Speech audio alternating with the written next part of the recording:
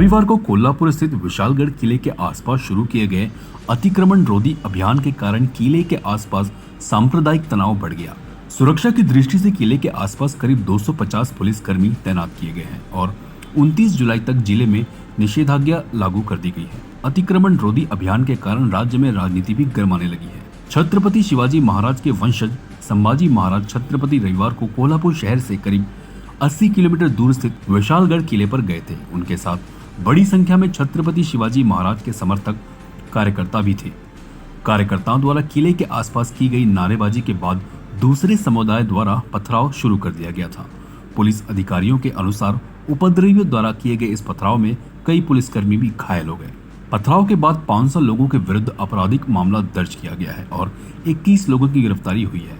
संभाजी छत्रपति की लगातार मांग पर सोमवार से सरकार के आदेश पर अतिक्रमण हटाने का अभियान शुरू किया। संभाजी का कहना है कि पहले ही दिन करीब 70 अवैध निर्माण तोड़े जा चुके हैं। इसी अभियान के दौरान एक मस्जिद की तोड़फोड़ का वीडियो वायरल हो रहा है, जिसके कारण सांप्रदायिक तनाव फैल रहा है और विपक्ष को राजनीति करने का भी अवसर मिल गया है। AIMIM प्रमुख असदुद्दीन अवैसी ने अपने एक्स अकाउंट पर पोस्ट किया है कि आज भी 6 दिसंबर जारी है। यह मस्जिद पर एक तरह का आतंकी हमला है। महाराष्ट्र में शिंदे और फडणवीस की सरकार है। सरकार की शय पर ही मस्जिद पर इस तरह के हमले हो रहे हैं। हम विश्वगुरु बनना चाहते हैं, लेकिन मस्जिदों पर हमले कर रहे हैं। मुस्लिमों और उनके धार्मिक स्थलों को जानबूझकर निशाना बनाया जा रहा है।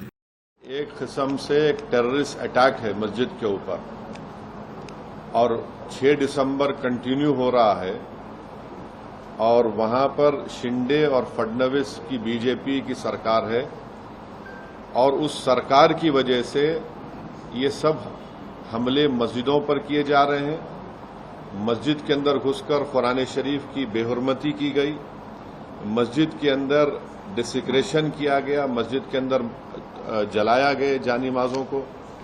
जो वहां पर मुसलमानों के घर थे, घरों में घुसकर उनके जेवरात और पैसों को लूटा गया और अब पुलिस तमाशाई बनी बैठी रहे। तो ये पूरा एनकरेजमेंट दिया जा रहा है एक किस्म से, इनडायरेक्टली या डायरेक्टली बोलिए, वहां की बीजेपी और शिंदे सरकार की तरफ से। इसीलिए इन तमाम लोगों की हिम्मतें बुलंद हो रही हैं। आप बताइए कि हम विश्वगुरु बनना चाह रहे हैं और मस्जिद के ऊपर खड़े होकर आप डेमोलिश करने की कोशिश कर रहे हैं। हम विश्वगुरु बनना चाह रहे, थर्ड इकोनॉमी बनना चाह रहे और मस्जिद के अंदर घुस के आप कुरान शरीफ को जला रहे हैं। कौन सा विश्वगुरु, कौन सी ये बातें कर रहे हैं? डेलिबरेट टारगेटिंग है मुसलमानों के और रिलीजियस प्लेस की। इसको इस बात को साबित करता है। केस बुक करें, कितनों को अरेस्ट करें आप? हर वक्त यहां पर पिछले 8 महीने से उठा के देख लो, महाराष्ट्र में मस्जिदों को टारगेट किया जा रहा है और वहां की सरकार कुछ नहीं कर रही है, खामोश तमाशे बने बैठी हुई है। तो इसीलिए मैंने कल ये बात कही है कि अब आने वाले विधानसभा के चुनाव में महाराष्ट्र के मुसलमानों को, MIM पार्टी कैंडिडेट्स को अब कामयाब करिए। कोई तो आवाज उठाए ना। वो जो पार्टीज बोल रहे थे मॉरल विक्ट्री, अब तो मुंह से निकल रहा भी नहीं इस हमले के बारे में उनके। CEN न्यूज, देश प्रदेश की ताजा तरीन खबरों के लिए CEN न्यूज को सब्सक्राइब करें और रहें पल पल की खबर से हर पल बाखबर।